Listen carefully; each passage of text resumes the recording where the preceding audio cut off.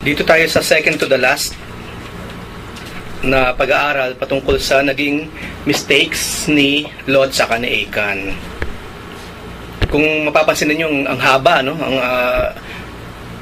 Actually this is number 12, I think. 12 weeks natin pinag-aralan itong naging buhay ni Lot saka ni Achan. So it will be 13th sa susunod, panghuli. So dito tayo kay Achan. So, naging buhay ni Achan, pinag-aaralan natin yung 7 symptoms of a fatal attraction. Inumit nga or nagnakaw, let's say, ninakaw ni Achan yung hindi kanya nang bumagsak yung Jericho sa power ng Panginoon. Sabi ng Lord, may mga bagay na pinagbabawal na kunin ninyo at yung mga bagay na yung kasi sa akin. Kaso nga sa Achan, because of greed, too much materialism, let's say, yung natutulog na desire sa kanyang puso to have something na hindi naman kanya nagising. At yun nga ang pinag-usapan natin dun sa 7 symptoms of fatal attraction. Dun sa number 1 na pag-aralan natin, a fatal attraction never lies dormant. Ang kinakailangan lang niyan, opportunity. Just one thing, opportunity. At yun nga, nagkaroon opportunity si Achan. Ninakaw niya. Nagnakaw siya ng mga bagay na sabi ng Panginoon, huwag ninyong kukunin because those things are mine. Number 2, fatal attraction deafens us to God's work and voice. We believe na bumubulong ang Holy Spirit kay Achan, diba? But still, hindi siya nakinig. Number 3, a fatal attraction stimulates the growth of other sins within us. Siyempre, nagsinungaling siya. Pagtatakpan kasi, siyempre. Number 4, a fatal attraction blinds us to encroaching danger. Alam ni Achan na maraming examples ng mga nakaraan na kung saan kapag merong nagawang mali ang isang Israelita, pinapunish ng Lord. To the point, ang sabi nga ng Panginoon sa isang very extreme example doon, na yung Ark of the Covenant, diba? Walang ibang hihipo dyan, ha? Kumbaga may mga taong sila lang ang pwedeng gumalaw, humipo sa Ark of the Covenant. Kaso nga minsan tumatawid sila sa ilog, medyo nadupilas ng konting isang nagbubuhat. Yung isang Israelita in order na wag bumagsak yung Ark of the Covenant. Sinalo niya, di ba? Kasi hindi siya allowed to touch. At alam natin ang nangyari. Nagkaroon ng kaparusahan ng ating Panginoon. Nagpakita talaga ang Panginoon ng extreme examples ng discipline ng araw. Maging sa Book of Acts, mapapansin natin yan. May mga pagkakataong nagpapakita ang Panginoon ng very, very extreme examples of discipline. Na minsan, kung isipin natin, parang napaka-ridiculous naman yata. Yun lang, ganun na nangyari. Halimbawa nga kaysa Ananias saka kaysa Sapphira, diba? Yun din kasi nangyari dun sa Book of Acts. Binenta nila yung ari-arian nila, tapos yung pera, supposedly, pagsasama-samahin, at hahatiin ng pata sa lahat. Kaso nga, hindi ba yung mag-asawa, nag-umit sila, at inilihim din nila yon, thinking walang nakakita, walang nakakaalam. Kaya nga sabi ni Peter, bakit kayo, ba't nyo diniceive? Bakit nyo ginawa yan sa Holy Spirit? Bakit? Kasi andun yung Holy Spirit, I believe, habang ninanakaw na ako ng mag-asawa yun, nagpa-plot sila, kupitin na natin to, atin naman to in the first place. Tagal kong nag-abroad para dito, tapos ngayon, ganun-ganun na lang. Naintindihan naman siguro ng Lord. Alam naman ng Lord ang pangailangan natin. So, kumuha sila, di ba, yung mag-asawa. Anyway, to make the story short, nagpakita ang Panginoon ng very, very extreme example of discipline. They died on the spot. Walang sinabi sa Biblia, kinapatay nila eh. Basta bumagsak lang eh. Para bang tipong nakatayo yung mag-asawa, magtigisa kasi sila, di ba? Pinitik ng Panginoon yung kaluluwa. Bagsak yung katawan, patay. Hindi ba katulad ni Herod noon, nung inangkin niya yung glory from the Lord, hindi ba? Nagkasakit siya eh. Inuod yung laman loob. Namatay siya, inuod siya eh. Si Ananias, saka si Sapphira, hindi. Basta lang bumagsak, patay. Walang sinabing at inatake sa puso si Ananias. At si Sapphira naman, ganun din. Hinay blood or what. Walang sinabing ganun sa Biblia. Basta pinitik ng Lord yung kaluluwa, bagsak yung katawan. Ganun lang naman yun, tanggalin ng kaluluwa mo, ilipat sa ibang upuan. Bagsak yung physical body natin. That's it. Once in a while, nagpapakita ang Panginoon ng very, very extreme discipline. Na kung sa human thinking, sobra naman. Buti pa, mas lenient pa si Duterte kung tutuusin. Kung ganyan din pala ang Diyos na pinag-aaralan natin, buti pa si Duterte sa ginagawa niya ngayon, mas lenient pa pala siya, mas mabait pa kung tutuusin. Kaso kinakailangan kasi at yun mismo yung nakita natin sa buhay ni Achan. Diba? So a fatal attraction stimulates the growth of other sins within us. A fatal attraction blinds us to encroaching danger. And number 5, a fatal attraction infects and destroys those nearest to us. According sa last study natin, according sa mga theologians na walang ginawa kundi mag-aral, pag-aralan yung scriptures, hindi eksakto syempre, pero isa sa theory nila, malaki ang possibility alam ng pamilya ni Achan yung ginawa niya. Kasi itinago niya yung ninakaw niya sa tent mismo nila. Hindi lamang basta itinago, isiniksik doon sa mga lumang damit o sa mga bagong biling damit or what. Naghukay siya eh. Alam naman natin ang tents ng mga Arabs, di ba? Malaking possibility ganyan din eh. Merong makapal na ano yan eh, na carpet. Siyempre, iro-roll mo yun. Kung hindi man katulad ngayon, kasi lipat sila ng araw. Pero ang point, merong hindi ganun kadali na hindi mapapansin yung gagawin mo. Kasi maghuhukay ka eh. So, hindi lamang yun. So, may lalagay yung lupa. Pag naghukay ka ba, so may lalagay yung lupa. Right? So, malaking possibility alam ng family niya. Kaso, walang ginawa. Hindi siya pinigil. Sabi nga natin, mga babae pa naman, ang lakas ng pang-amoy, di ba? Was this? Nakahiga siya. Bakit parang iba yata korte ng lupa dito sa area na to or what? She will know. Hindi lamang yun, may mga anak siya eh. Hindi lamang yun, tabi-tabi ang tents. So malaking possibility, alam ng family na Achan yung ginawa niya, and yet, sila ay nagkabit-balikat na lamang. Kasi hindi naman pwedeng sabihin ni Achan, nadampot ko doon, sa isang sulok doon. Kasi alam naman natin, nag-ipon sila ng isang katermang kayamanan eh, ng mga taga Jericho. At hindi lamang yun, yung ninakaw mismo ni Achan from Jericho, from Babylon. Nakita niya yung history ng robe. Paano yung robe from Babylon napunta sa Jericho?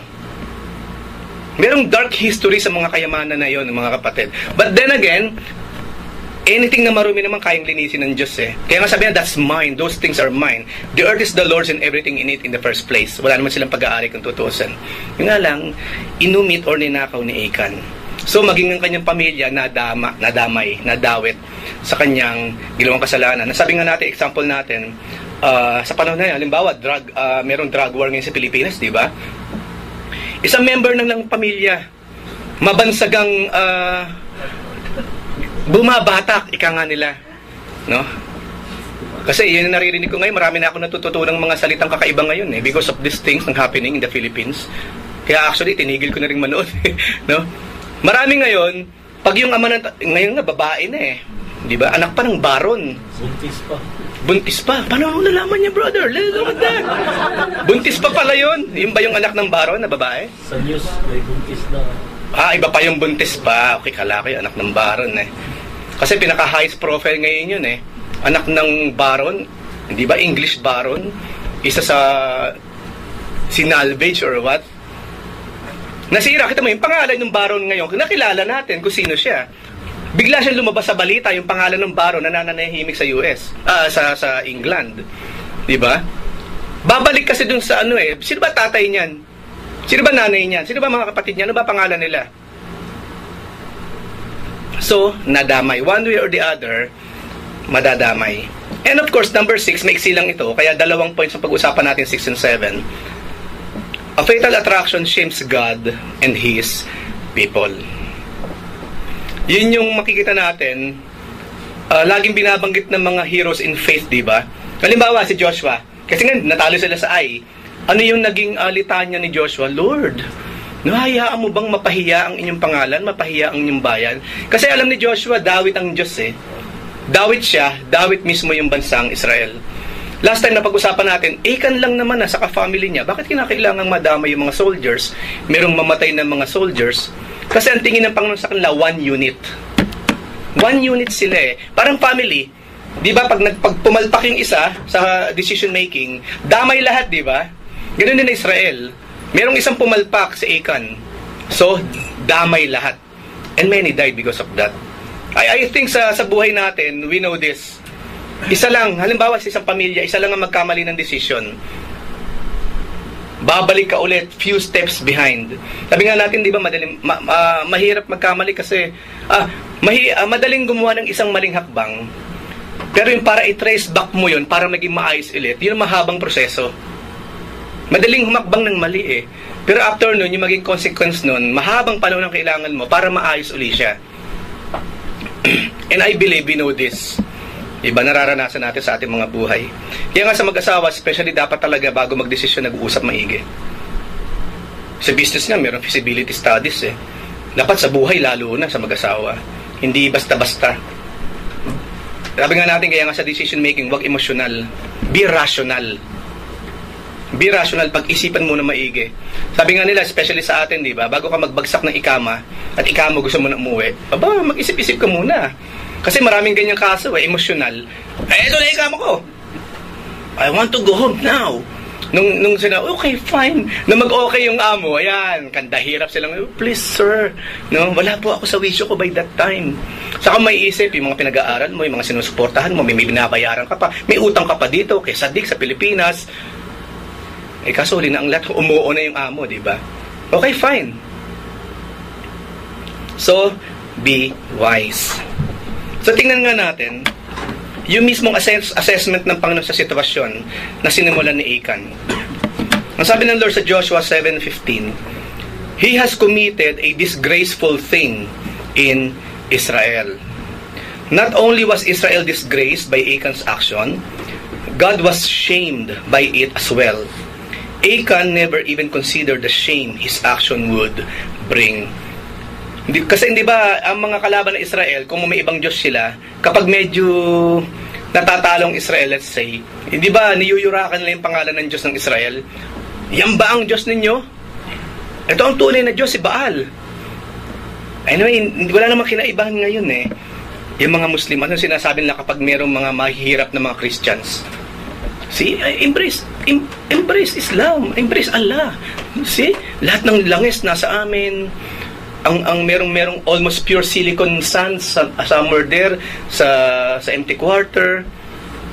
No, mayaman kami sa araw. Pagdating sa solar, kami pa rin. Sa ginto or what? Embrace Islam. Ganun ang mga religion kasi eh. Kung ano yung material possession na meron sila, for them, yun. See, look at you Christians, look at you. But we know these things. Hindi rin naman kasi masusukat, sabi nga ni Jesus Christ, life does not consist of the things which He possessed. Alam na natin yan. Even though we're enjoying anything material possession na binibigay ng Panginoon, but in our heart, we believe it's more than that. Because man does not live by bread alone, di ba? So, nabubuhay kasi tinapay, at nabubuhay rin tayo sa spiritual na pagkain ng ating Panginoon. It's always two. Tinapay mula sa lupa at tinapay mula sa langit. Kaya nga, does not live by bread alone but by every word na nangmumula sa ating Panginoon. Kaya yun din ang battle cry nila. Kung gusto nyong maging okay kayo on this planet, embrace our religion. Lagi na lang nadadawit ang pangalan ng Panginoon. Kung ano man nangyayari sa atin. Kung paano yung pangalan ng mga tatay natin kapag mayroong nangyaring something sa pamilya natin, pati siya nadadamay. No, maming, tingnan mo yung pamilya mo. Ano ba ito, maming? No? Laging bumabalik. Siyempre, si Nanay Maming, malulungkot naman siya. Malulungkot siya. Perhaps, this is the most tragic of all the characteristics of Achan and all those who are in the grip of a fatal attraction. He didn't care. His sinful desire was far more important to him than God's reputation. Is there anything you want to say about it? Kung meron kayong gusto idagdag sa question or comment, pwede po kayong, Kuya Paul, meron kang gustong sabihin? Okay. So, he didn't care. Kasi nga, sabi natin doon sa mga points, doon sa 5 points, number 2, a fatal attraction deafens us to God's work and voice. These things numbs us. Nakakanumb kasi siya. It will make us manhid sa maraming bagay. Di ba, pag meron tayong gustong gawin na alam naman natin mukhang parang palinghado yata or what, kaso gusto mo kasi, hindi tayo makikinig sa iba. Huwag kang pakialamero dyan. Sabi nga ni Paul, mind your own business Di ba, gagamitin pa natin ng mga Bible verses, di ba? Mind your own business. Saka, who are you to judge me? Diyos ka ba? You know, nagiging defensive tayo kapag medyo nako-corner na sa isang bagay. Minsan, isa sa defense mechanism ng tao, emosyon. Wag mo nang pagsabihan, iyakin yan Kita mo, lalapit ka pa lang, nanginginig na or what. Pero minsan, defense mechanism na lang yun para hindi siya i-confront. Paminsan-minsan, hayaan mong umiyak. Ang mga bata nga, di ba? Hayaan mo siyang umiyak para maintindihan niya, malaman niya yung ginawa niya.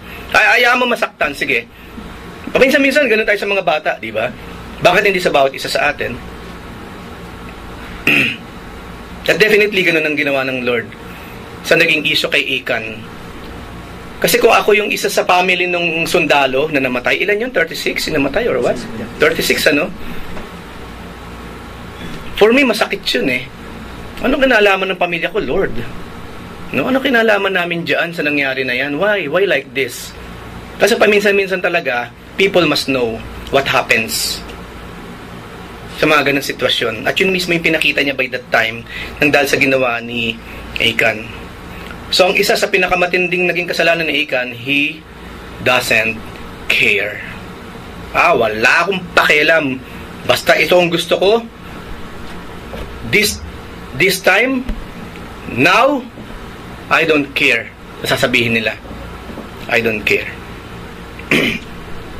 Malayo doon sa sinabi ni sa tanong ng Lord kay kay Cain. Si Cain kasi I don't care din yun eh. Where is your brother? Malay ko naman, ako, yaya? No? Am I my brother's keeper? Walang pakialam, Nawawala yung kapatid, walang pakialam. Hindi, pinatay nga niya eh. Wala talaga siyang pakialam. Yun ang point ng Lord dun eh. We must care. We must carry each other's burden. Kaya nga, walang yung selfishness, hindi kasama yan sa bunga ng espiritu. Imagine. Bunga ng laman, yes. Pero bunga ng espiritu, hindi. At si Achan po, ang taglay niya, yung bunga ng masamang espiritu. And that is, I don't care. He didn't care. So, as we approach our own defining moments, we need to ask ourselves an important question. And what's that? Kasi let's say merong pivotal na bagay na mangyayari ngayon. You're deciding sa isang bagay na alam mo kapag sinigihan mo, malaki maging epekto sa buhay mo saka sa buhay ng iba. Is there something in our life that, if not addressed and brought to light, could bring shame to our family, our church, and our God? Kasi katulad ni Achan, kasi meron nga siyang natutulog na desire eh. Diba? Ang tawag nga dito sa pinag-uusapan natin, dormant sins. Yun yung mga kasalanang natutulog lang, nandun lang siya. Naghihintay lang siyang pagkakataon for it to wake up. At magwe-wake up yun kapag yung opportunity dumarating siya or darating. At yun yung nangyari kay Achan. Ngayon, I believe, each one of us, alam natin ang mga weaknesses natin. Huwag nating i-deny yun, mga kapatid, because we know. Alam naman natin ang weaknesses natin, di ba? Halimbawa, ang weakness mo, chismoso ka. Aminin natin, yung kasing una eh, hindi ba inaamin? Di ba, parang sa medical, di ba? Hindi na, dinideny pa. Yung bang nangangapal na nga yung batok niya, hindi, wala ito. No? Putok-batok na nga eh, putok-batok, ayaw pang aminin eh. Kahit sa medical field, hindi pwedeng, ang doktor, ipagkikibit-balikat. Kasi saan nakakita ng doktor na gano'n, na malaman ng sakit? Wala po kayong sakit. Sige lang, tuloy nyo lang yan.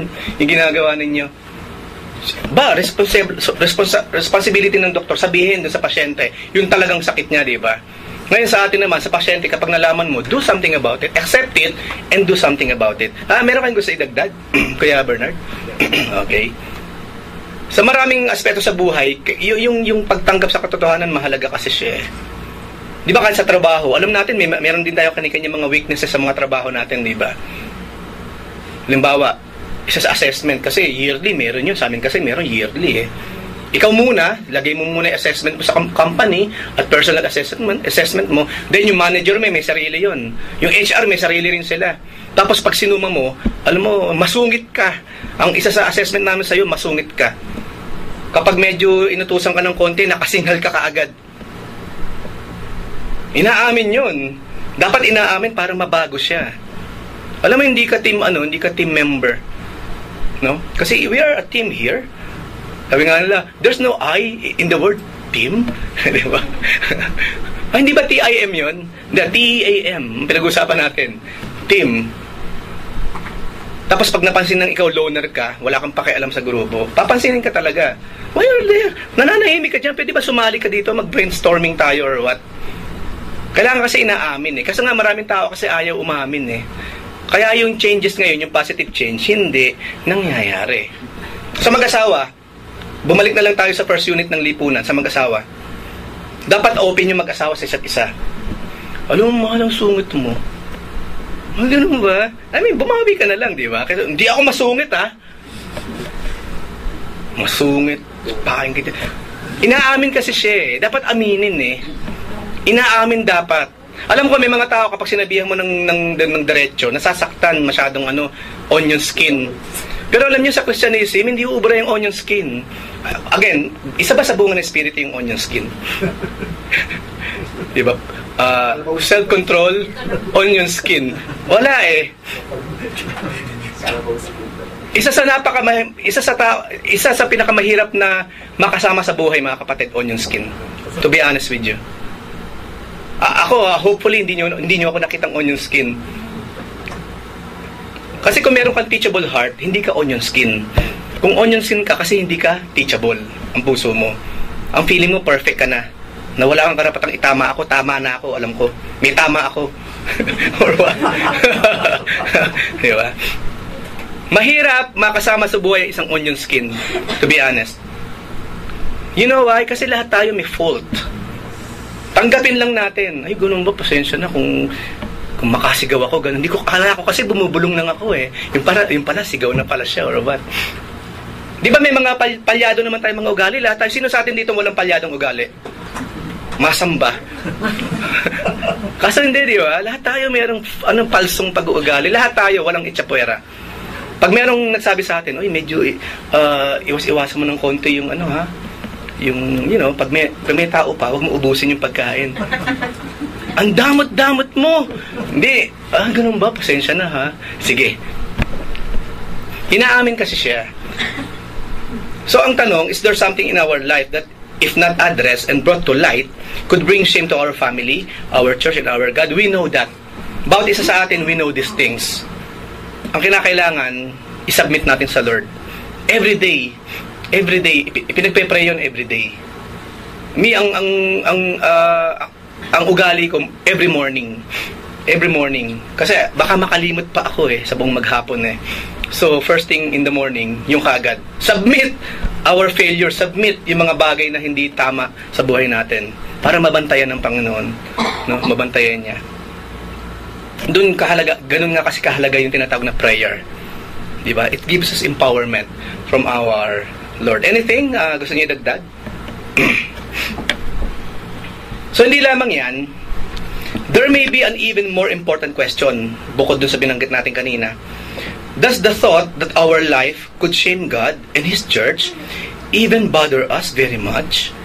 If it doesn't, we may be further along in our fatal attraction than we think. Ito yung mga, kumbaga, gamitin natin yung salita sa labas, walang konsensya. Alam na niya, yung ginagawa niya, nakakasakit, wala siyang pakialam. Yun ang mahirap.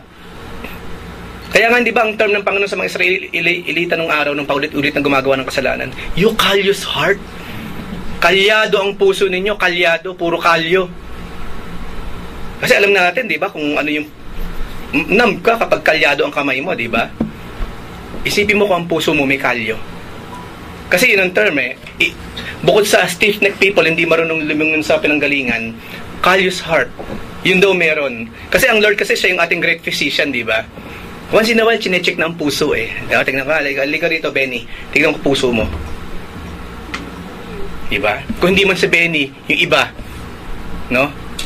Si John Doe, tinignan ng Panginoon. Ang kapal ng balat ng puso mo. Kalyado, kaya naman pala hindi mo ako nararamdaman Tingnan ang tenga mo. Barado ang tenga. Kaya hindi naririnig yung salita ng Diyos. Kaya nga tama lang ng Panginoong great physician. Kasi He created us Sabi nga ni David, diba? I am fearfully and wonderfully made. So, bawat himay-may ang DNA natin, hanggang sa quark na tinatawag, kabisado ng Diyos.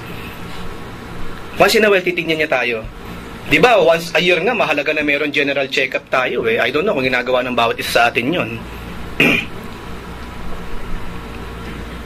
At least once a year, magandang merong medical check-up para nalalaman natin what's going on inside.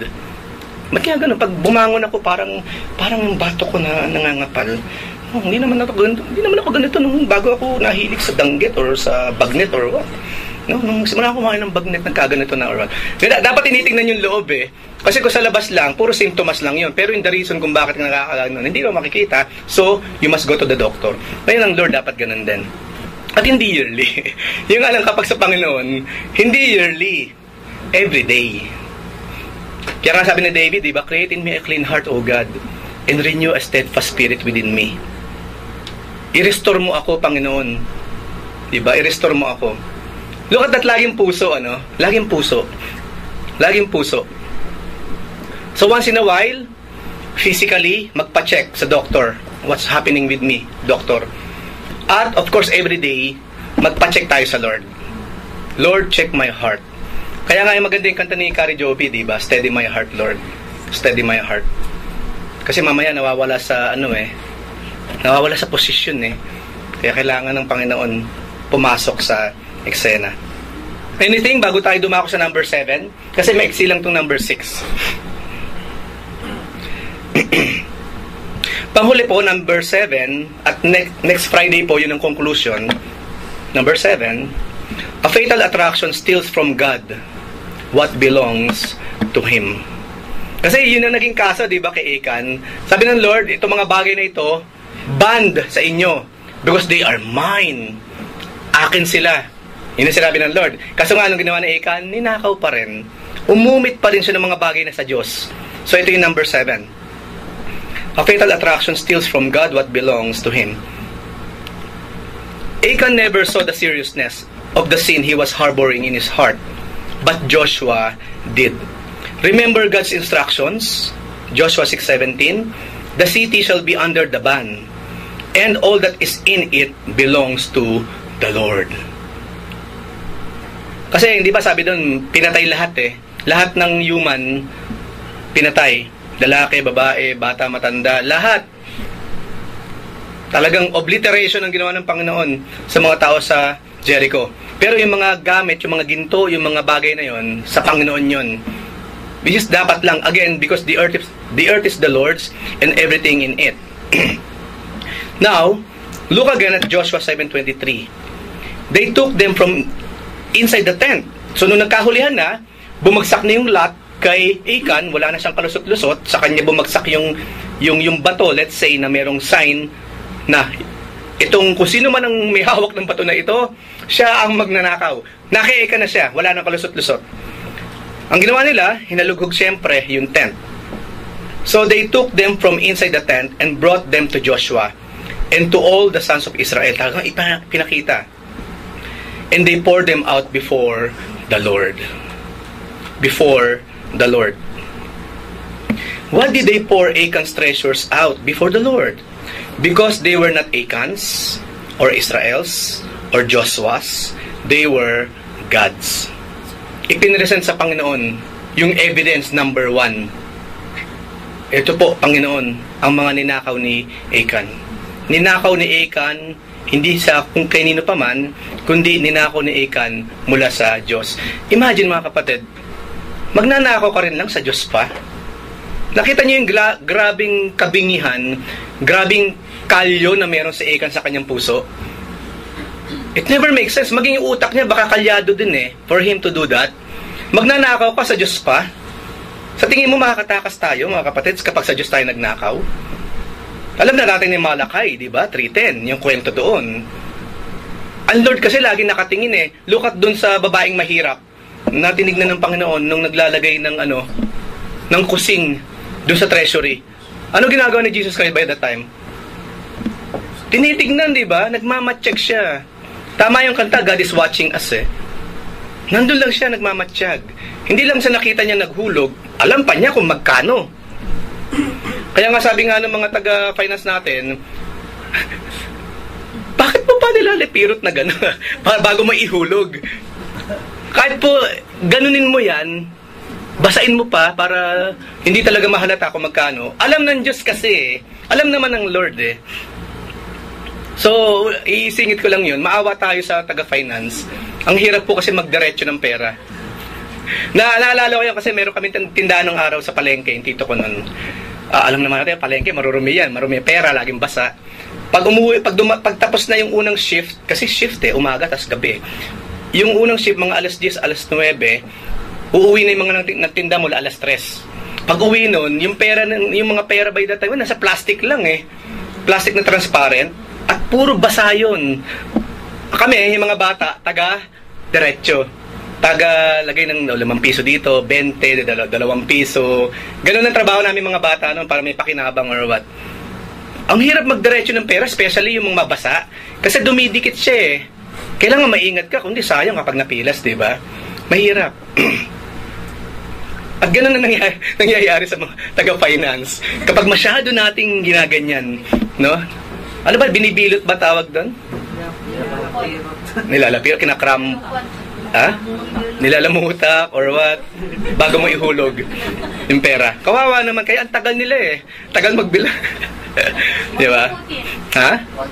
Wag lukutin ng todo-todo. Di ba? Pero may itiklop na lang eh. Tiklop, okay. Lamukos, hindi okay. So, tiklop lang. Tiklop. So, ang point po, kung bakit tayo napunta doon, God is watching. Nung ninakaw ni Achan yun, God was watching. Hindi lamang yun. Sabi nga natin, yung mga angels, nandun din sila. Because ang isa sa tawag sa mga angels, they are watchers. Even now, kung bawat isa sa atin, merong isang guardian angel, imagine kung ilang anghel meron dito ngayon. Because that's biblical. We have guardian angels. Ang mga bata, more than one. Kasi bata, clumsy yung mga, dinidilaan nga nila yung mga electrical outlet eh. Kaya kailangan 2 anghel o 3. Diba? Pero tayo mga matured, at least 1. Merong guardian angel. And that is biblical. At ano ginagawa ng mga yun? Nakatingin. Nagwa-watch over us. Yun ang ginagawa ng mga angels. Okay. Hindi nagnakaw sa Achan sa tao, kundi sa Diyos. Every one of us, regardless of whether we consider ourselves poor or rich, will want something we don't or cannot have. Isa yun sa human nature, mga kapatid. We always want something na hindi sa atin. Always. Always. Kailan lumipas ang isang maghapon, hindi tayo nagnasa ng something na hindi sa atin. Nanonood ka na nga lang eh. Lifestyles of the rich and famous. Rich. Lifestyles of the rich and famous. Ang sarap panoorin, mga nakayate, di ba? Yung hindi hipon eh. Lobster ang kinakain. No? Yung bang parang tuloy meron nabubuo sa puso mo na gusto ko nito or what. Na kapag hindi natin binantayan, nagiging siya, inggit. At doon na papasok yung susunod na step, covetousness. You want something that does not belong to you. Ganun kahina ang human nature na tinatawag. Na minana natin kay Eva, saka kay Adan. Every one of us. Sabi nga nila, di ba? Sino bang pinaka number 1, pinakamalaking magnanakaw ever? Yung mahihirap o yung mayayaman? See? Sabi nga lang, yung mahirap kapag nagnakaw ng champoy sa tindahan. Kulong sa barangay, kulong Pero kapag mayaman, no? Hindi iba yung treatment. May lalagyan. Ha? Lalagyan lagi. See? At nakikita natin yan even in the Philippines, di ba? But hopefully, magamot ngayon yan sa bagong administration. Pero nakita natin yan ng maraming pagkakataon. Kapag small time yung gumawa ng kasalanan, ng krimen, talaga naman grabe kung papakin, ikulong. Pero kapag big time, at nasa posisyon pa, wheelchair lang ang katapat nun. Ayan. And because of that, i-wheelchair ka namin. Tapos maglagay ka na rin ng ganun sa leeg. Di ba? Nakita natin yung pagiging unfair, Kasi pare-parehong mga makasalanan, pare-parehong mga magnanakaw. Anong judgment na ipapasa nila sa isa't isa? I'm not judging, ha? May mga malilinis dyan, of course. Yung malilinis, kung mapapasin ninyo, umalis. Hindi nagtatagal. Hindi nagtatagal. Kasi suka sila na suka kapag nasa nasa session eh. Hindi lang ma-stomach yung mga naririnig, nakikita nila or what. At ito yung human nature, katulad ng Achan, na taglay din natin. The Bible reminds us that this is an essential part of our fallen nature. Mababasa natin sa Proverbs 27:20. Sheol and Abaddon are never satisfied, nor are the eyes of man never satisfied. Hindi ka naman nasa-satisfied. Hindi lang man human ang pinag-usapan natin dito, mapababae at mapalalaki. Walang satisfaction. Wala. Nakakalungkot, Yun yung something na ino-offer ng Lord yung satisfaction. Yun naman yung ayaw ng mga tao, especially mga unbelievers. But at the same time, even as Christians, kung nandito pa tayo sa lumang katawan, sa wretched flesh na nalalagyan ng ating kaluluwa, one way or the other, we are still like that. We still want something that does not belong to us. Ang hirap hagilapin ng satisfaction sa buhay. Minsan kasi sabihin mo, Lord, maraming salamat, I am satisfied. Maraming salamat sa Lord. Kung at that point in time talagang totally okay ka na. Pero once in a while, bilang isang araw, ayan ka na naman, di ba? Di ba? Ako minsan, magpe-pray, kaya bago umalis, nandiyan ako sa labas. Siyempre, buksan mo yung makina. Minsan, hinihipo-hipo ko lang yung manibela, yung kotse, kahit yung kotse ko, sabi ko, Lord, maraming salamat. Maraming salamat. Hindi ko napapansin ito. Minsan pinapansin ko siya kasi minsan malalagpasan mo ng tingin Lagi ka nakatingin sa labas. Ganda na naman ng expedition na. Uy, ganda na naman ng mga Lexus. Meron na palang tricycle na Lexus. Ganda. Minsan nalilimutan mo yung sinasakyan mo mismo. Ako kaya minsan tinitignan ko, ngayon ko lang napansin ito. Magaspang pala itong taas na ito. Doon ko na napapansin. Paminsan-minsan lumingon ka sa nasa iyo mismo Nung makikita mo, Lord, maraming salamat, akin pala ito. Akin pala ito or what? It will help us to be satisfied. Tumingin ka lang sa nasa harapan mo. Titigan mo, tignan mo siya, cherish it. Kasi yun daw ang ibig sabihin ng contentment, di ba? Loving what you already have. That is contentment. Si Achan kasi hindi siya ganun. At dumarating sa atin yun, I believe. Lahat tayo walang itsapwera. Paminsan-minsan, tignan natin yung mga malalapit sa atin. Suot mo ngayon mismo. Maraming salamat, Lord. Di ba? Tinitingnan siya. Andyan lang kasi sila kaya nga na-overlook natin Na-overlook natin. Is there anything? Gusto niyo idagdag or question?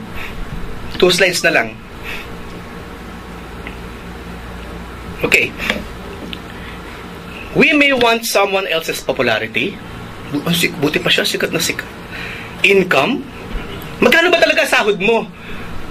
I don't know. Ako, noon, meron nagtatanong ng ganyan Sa isip ko, ano pakialam mo sa sahod ko? Diba? Hindi ko rin mga 3 times na nangyari sa akin yan. Tinatanong, for me that is very personal kasi Very personal. Oo. Ang sa akin ganito for me kasi, common sense na lang hindi ka dapat nagtatanong ng ganun kasi personal siya. Parang ganito yan magkano ba tinites mo kanina? Magkano inihulog mo sa buslo? Napaka-personal nun to be honest. Merong magsasagot or what? Una ko questionin mo siya, bakit naman? Makikihati ka sa inihulog ko, no? Or what? Ganun din Ganun din siya. So kung hindi popularity, yung income. We may want someone else's possessions. And of course, the spouse. Dapat tong spouse number 1 to diba? Possessions, spouse, reputation. Babangon ako at dudurugin kita. Diba? Pag nakikita ka lagi, ibang tingin sa'yo talaga ito dudurugin ka to. No? Job. Diba? Ang trabaho. Kailan pa kayo mawawala itong taong to para ako na kasi ang susunod in line Ako nang next in line. Diba? Iba gagawin. Uy, alam mo, merong opening sa Dubai ngayon. Ba't hindi ka mag-apply? Alam mo, better opportunity yung for you. Yung pala, itinutulak mo lang siya palayo para ikaw naman ang papalit sa posisyon niya. Reputation, job, authority. Yan, lalo na sa politics, di ba? Grabe yung politics. Kagabi, pinanood ko yung buhay ni, Mary Queen of Scots, saka ni Queen Elizabeth nung 18th century. I really love history kasi, pag tinignan niyo yung buhay na, buong buhay hanggang sa mamatay, talagang power-grabbing lang sila nabubuhay. Power-grabbing. That's it. Kawawa itong mga taong to, ako. Natuloy nga mga reyna, kagaganda or what, buong bansa ang hawak nila, and they're like that. Napaka-cheap. They're very cheap. At may mga taong ganyan talaga. Job, authority, girlfriend, or boyfriend. Nangyayari ba itong ganito? Oo nga, paano ba yan? Paano yan? Na you may want someone else's boyfriend or girlfriend. Hindi ko yan. Winawant yung asawa. Yan. Okay. Oh, winawant? Kailangan ko siya. Paano yun? Hindi ko sabihin, alam niya ang may asawa yung tao, tapos sasabihin pa, meron pa bang ganyang klaseng lalaki? Para Buya lang, ha? Ako pala yung... Kala ko, ako siya pala yun. Oo nga. Okay. Mukhang true to life yung... Kasi may kasamang puso yung pagsasalita ni Ate Edith eh. Parang galing talaga sa loob eh. Inilabas lang niya. I believe, ito yung something na everyday nangyayari sa buhay ng isang tao. Everyday. No? And we know lots of stories about this. Maging sa boyfriend, girlfriend. Even us, baka nung araw, ganun din tayo eh. No? So ano pa? God, from His heavenly treasury, gives to each of us precious gifts of relationships, talents, family, position, and finances. But they are His. Kasi nga, wala naman tayo talagang pag-aari mga kapatid. Everything belongs to the Lord. Ano raw tawag sa ating letter S? We are just what? Stewards. Amen. We are stewards. Ayan. Ano? Stewardess? Sojourners. Mga sojourners because we are just sojourners. Okay, stewards. Yan. Hindi steward. Babae kasi stewardess no?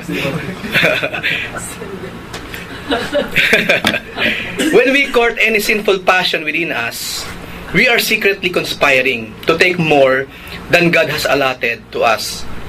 To conspire to take what God has not given is to steal from Him. Kasi everything that we have mula sa Diyos. Kaya nga sabi natin minsan sa mga pag-aaral, alam naman natin kung meron tayong tinatangkilik ngayon na hindi galing sa Diyos eh. We know. Diba, may bago ko cellphone. Maraming salamat sa Panginoon. Meron po akong bagong cellphone, mga kapatid. Alam naman namin na panalunan mo yun sa lottery. Right? Mga kapatiran tuloy, hindi makapalakpak talaga eh. Parang, alam naman kasi kung saan nanggaling eh. At marami pang examples, I know, marami pa kayo may iisip. Ang sabi kasi sa Book of James, every perfect gift comes from above. Ibig sabihin, kung perfect ang isang gift, wala kang sinagasaan, wala kang niyurakan, wala kang dangal na sinira, then it came from God. Hindi mo sinagasaan ang salita ng Panginoon, hindi mo nilimot ang Diyos, hindi mo nilimot ang kanyang ministry for God, talagang ginawa mo yung the best mo para sa Lord, and tapos tinanggap mo yun, then that's from God. Pero kung hindi, yun ang nakakalungkot. Kaya minsan mag-iingat din tayo. Kasi minsan may mga taong hindi na nare-realize, tingnan mo, ba't ko ba pinagpasalamat nga pala yun? Inumit ko lang yun kung tutuusin. Actually, nanlamang ako kaya ako nakuha yun, yung posisyon na yun. Siniraan ko Siniraan ko yung boss ko, kaya ako na-promote. Bakit ko nga pala pinagpasalamat? Dapat ganun nire-realize mo, di ba? Kasi meron kasi mga experts sa ganun Ipinagpapasalamat nila sa Diyos yung mga bagay in the first place, kaya na nakuha, nilimot nila ang gawain. How come? Ako inisip po, how come? Hindi mo na naiisip, yung nakakahiya. Para sa magulang, di ba, pagpapasalamat mo, yung mga bagay na in the first place, ayaw nga na magulang mo yun para sa'yo. Tapos, pagpapasalamat pa sa kanila mismo, na ayaw dun sa bagay na yun. Hindi ba nakakahiya, Nakakahiya. Minsan nga sabi natin, minsan common sense na lang Hindi mo na kinakailangan magpaka-spiritual ng todo para ma-realize mo yun. Common sense lang.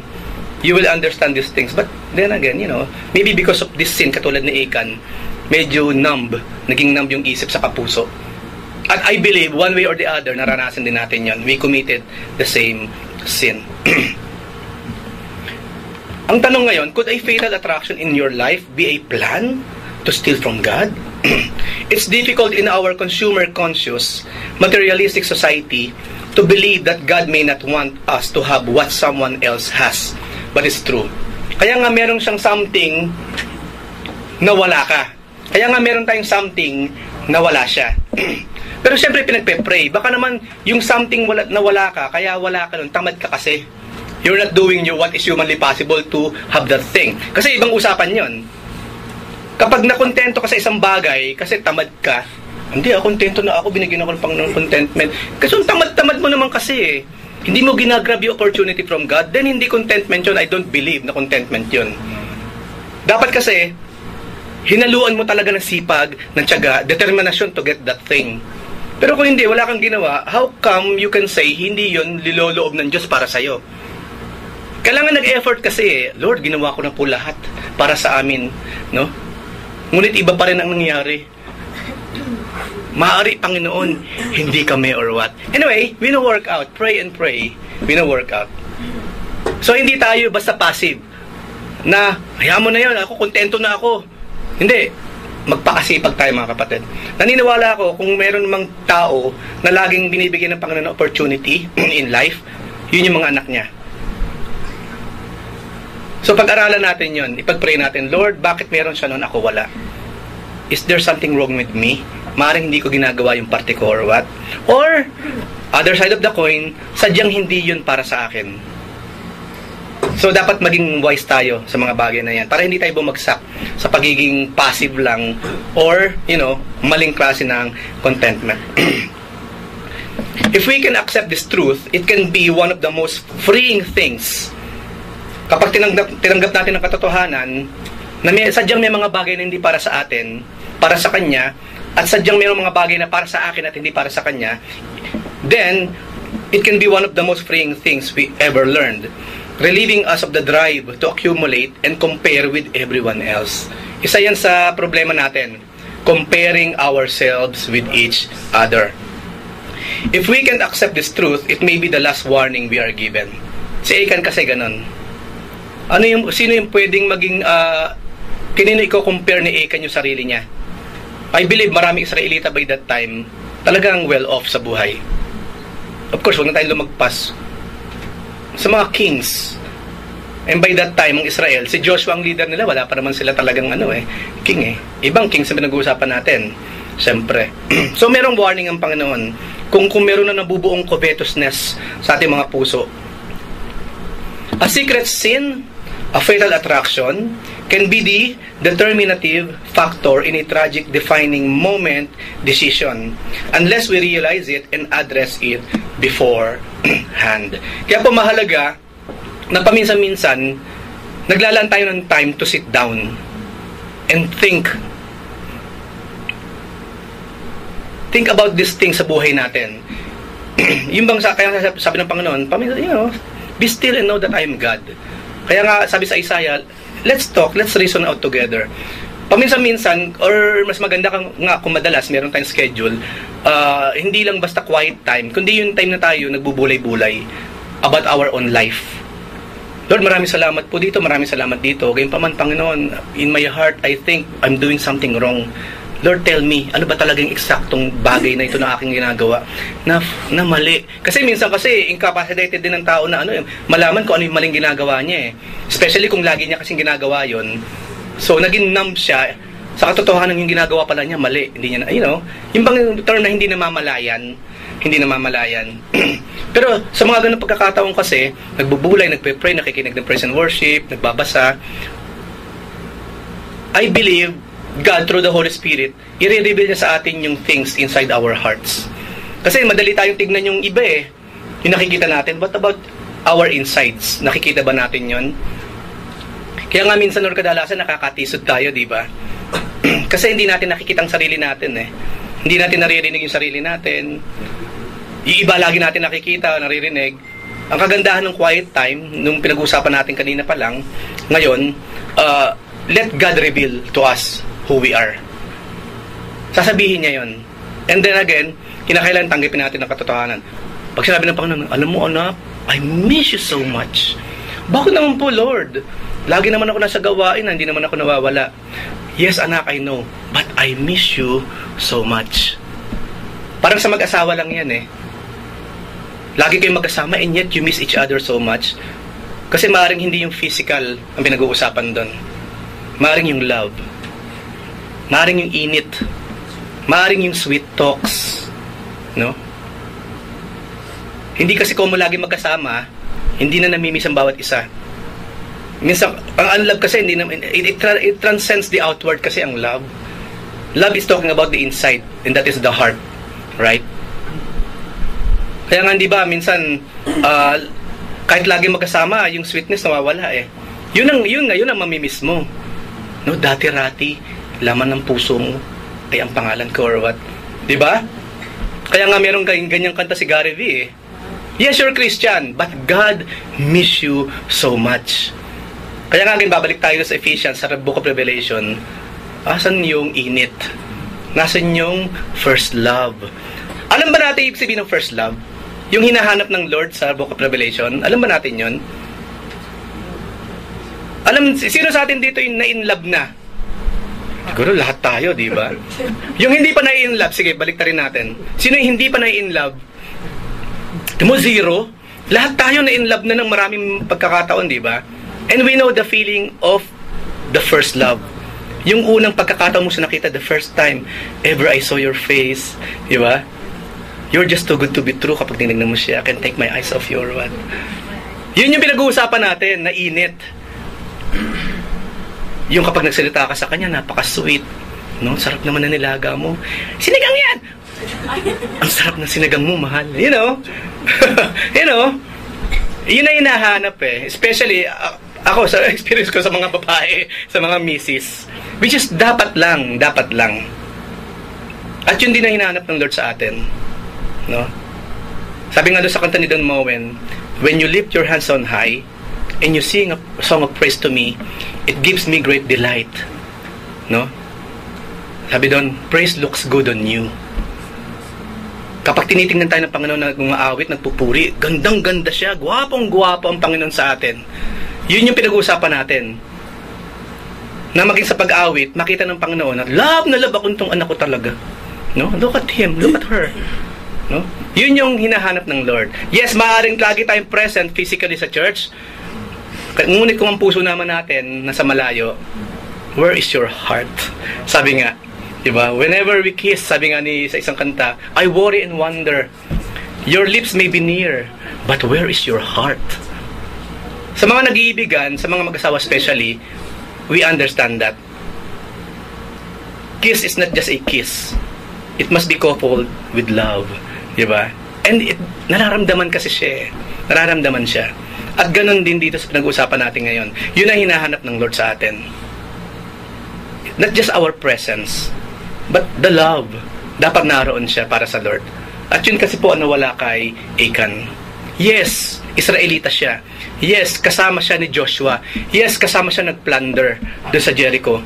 But his heart was far from the Lord. Yung puso niya nasaan? Nandoon sa bagay na ayaw ng Diyos na mapa sa kanya. So, the story goes, napahamak siya, napahamak ang kanyang sariling pamilya, at nadawit pa yung 36 soldiers, maging yung kanilang mga pamilya, ang buong Israel, and of course, sumama ang loob ng Diyos. Is there anything na gusto niyo sabihin, Kuyang? Pero yung last statement ganda yun. Okay. Kaya nga sabi nila, preventive action is better than corrective action. Oh. At ang problema kasi minsan, halimbawa, kung magbibigay ka ng example, nagiging chismoso o chismosa ka pag nakakausap mo yung isang tao. And then, you keep on approaching yung tao na yun. So, nangyari, kung nag-start ka magkasala, ang pinakanin niyan is corrective. Humingi ka ng tawad. Pero hindi mo ginagawa yung preventive. Huwag mo na kausapin yung tao kung nag-i-invent yung pagiging chismoso. Parang sa piscina yun eh. Pag napupunta ka doon sa stock ninyo, sa office stock ninyo, nakakakuha ka ng clip kasi wala nakakakita, tsaka welcome ka doon eh. Kuha ka lang nakuha ng clip, ballpen ng ballpen. Pero hindi mo alam, may mga ganung bagay, it is nakukurap ka. So anong gawin mo? Huwag ka pumunta doon. Iwasan mo, preventive nga dapat eh. Ang problema kasi minsan, because napakahina ng spiritual, kaya hindi magawin preventive. But the best way para tayo magkasala o para mapigil natin is to prevent yung mga bagay na nakakapag-asira sa atin. Oo nga. Sabi nga nila, di ba, ang Bible daw nasa preventive side. Kaya nga, thou shalt not, thou shalt not, thou shalt not. Ano pa? Maraming salamat doon. Meron pa po ba? Kaya may kanta, first love never dies, di ba? First love. Kaya nga yung hinahanap ng Panginoon, yung una natin siya Ayun. nakilala. Ayun. Na nung init mo na paglilingkod sa Kanya, tapos nakita niya unti-unti kang lumalayo, tapos yun yung init na hinahanap niya. Yun yung... Maalala niya Oo. palagi. Mm. Yung una natin siya nakilala. Amen. Pero pinakinggan ko na isang araw yung kanta ni Gary V na gaya ng dati. Yun yung laman nun eh. Hinahanap kasi ng Lord. No, hinahanap niya.